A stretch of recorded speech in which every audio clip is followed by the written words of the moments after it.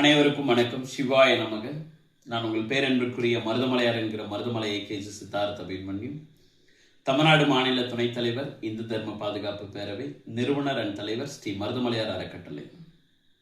ரொம்ப முக்கியமான ஒரு விஷயத்தை பற்றி பார்த்தீங்கன்னா பேச இருக்கேன். பிப்ரவரி 28, 2026 இந்த அற்புதமான பார்த்தோன்னா நன்னாளில் தமிழ்நாட்டு அரசியலில் பார்த்தோன்னா பெரும் தாக்கத்தை ஏற்படுத்தக்கூடிய 2 இன்சிடென்ட் பார்த்தோன்னா நடந்திருக்கு. ஒன்று, திரு விஜய் அவர்களுடைய பார்த்தோன்னா மனைவி திருமதி சங்கீதா அவர்கள் விவாகரத்தை கேட்டு ஒரு நோட்டீஸ் தாக்கல் பண்ணியிருக்காங்க. இதெல்லாம் நீங்கள் சோஷியல் மீடியாவில் பார்த்தோன்னா பார்த்துருப்பீங்களே. எனக்கு பர்சனலாக பார்த்தோன்னா நான் பியூரான பார்த்தோன்னா இந்துத்துவா சித்தாந்தத்தை கொண்ட ஒரு நபர்.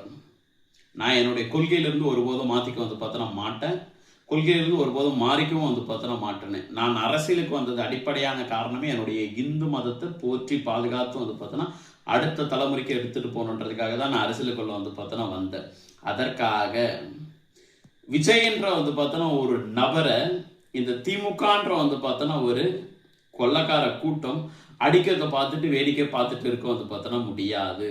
என்னுடைய சித்தாந்தங்கள் வேறையா இருக்கலாம், என்னுடைய கொள்கைகள் வேற பார்த்தோன்னா இருக்கலாம், அவருடைய கொள்கைகள் வேறையா பார்த்தோன்னா இருக்கலாம். இருந்தாலும் அவரை போட்டு பார்த்தோன்னா போட்டு நசுக்கி எடுக்கிறத நான் ஒருபோதும் பார்த்தோன்னா பார்த்துட்டு சைலண்டா இருக்க மாட்டேன். அதற்காகத்தான் பார்த்தோன்னா இந்த வீடியோ இன்னைக்கு பார்த்து பார்த்தோன்னா இருப்பீங்க. திருமதி சங்கீதா அவர்கள் ஒரு விஷயத்த சொல்லி இருப்பாங்க.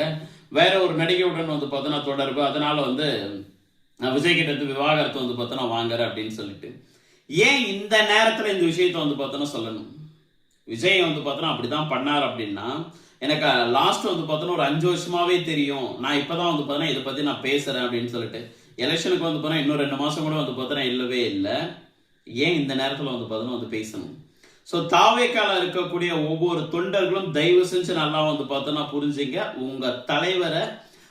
உங்க தலைவருடைய நம்பிக்கை பார்த்தோன்னா சிதைக்கணும், உங்க தலைவருடைய மென்டாலிட்டியை பார்த்தோன்னா உடைக்கணும் அப்படின்றதுக்காக சொந்த குடும்பத்துல இருந்தே பார்த்தோன்னா ஒரு விஷக்கிருமி தொடங்கி இருக்கு, ஸ்டார்ட் பண்ணி பார்த்தோன்னா இருக்காங்க.